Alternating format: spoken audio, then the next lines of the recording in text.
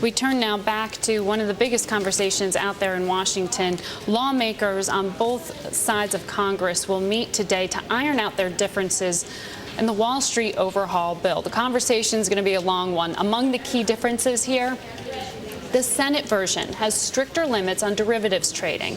The House, a stronger version of a consumer financial protection agency that would set up an independent agency. The Senate would put it inside the Fed.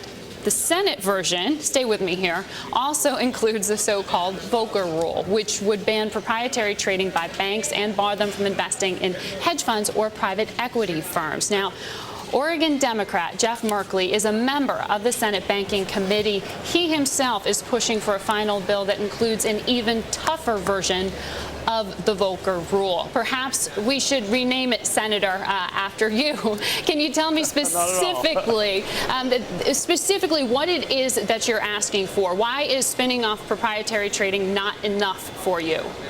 Yes. Within the bank holding company, the highest risk activity is proprietary trading, which puts the entire holding company at risk, including our ordinary mechanism of making deposits and issuing loans that support our businesses and support our families. And so getting that high risk activity out of the bank holding company greatly improves our systemic situation. It decreases our systemic risk. So that's one key piece. The second key piece of the legislation says that if you issue securities, you can't then, if you will, bet against the success of the securities you're issuing. You can't take the worst stuff, put it in a shiny wrapper, issue it, and then bet on it going down. Yeah, the problem with that last provision that so many would say is that's what makes a market, is when you have people on both sides of the position, that it would hurt liquidity, it would hurt activity if you start regulating that. Now, I understand it sounds like you're trying to specifically target this towards, like, say, what the SEC was suggesting Goldman Sachs is doing. But there's real concern here that this is going to congest the markets. Well, I think the concern is misplaced. Market-making activities are very well protected in the Merkley-Levin amendment, so I think that argument's a bit of a red herring. Really what it's saying is these relatively new instruments of credit default swaps can't be used so that you can deliberately sell bad stuff and then make a pile of money. And that reason for that is the integrity is essential to the effective functioning of the capital markets. Let me give you an example.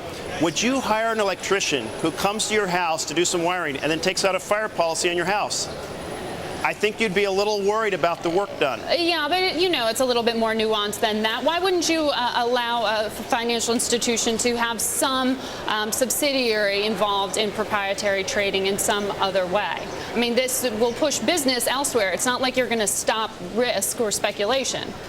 Oh, it won't reduce proprietary trading at all. It just puts it under a separate roof, just as Lehman was under a separate roof before, Bear Stearns was under a separate roof before. We've greatly increased our systemic risk by bringing those inside bank holding companies. So you would allow a bank to co-invest alongside a customer in, you know, another entity? No, not at all. That is proprietary trading. But the function of aggregating pools of capital and investing in high-risk opportunities around the world through investment houses, independent investment houses, would continue unabated. It's a relatively new thing to bring them inside the bank holding company, and a big mistake. Do you believe that there is some room for conversation between you and Senator Brown, who has yet another version of this Volcker rule? I mean, what degree of conversation have you had at this point? Yes. Senator Brown is arguing that there are some bank holding companies that in their role of wealth management like to assure their customers by saying we will put a little bit of our own money into an investment fund that we are opening up to our investors.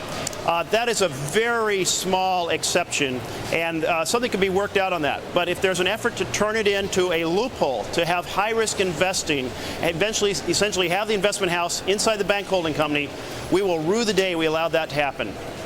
All right. Well, we look forward to tracking your progress as we move through this reconciliation process, sir. Thank you so much, Senator, for making time for us today. Great to join you.